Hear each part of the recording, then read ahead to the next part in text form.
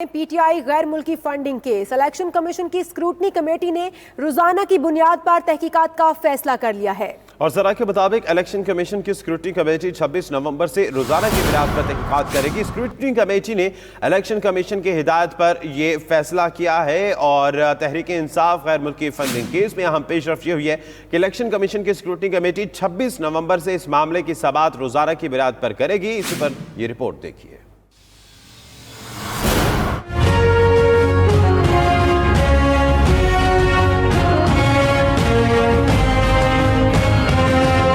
तहरीक इंसाफ के खिलाफ गैर मुल्की फंडिंग केस की समाअत अब हर रोज होगी। इलेक्शन कमीशन की स्क्रूटनी कमेटी 26 नवंबर से केस रोजाना की बुनियाद पर सुनेगी। कमेटी ने अपोजिशन जमातों की दरख्वास्त चीफ इलेक्शन कमिश्नर और मेंबरान को भिजवा दी।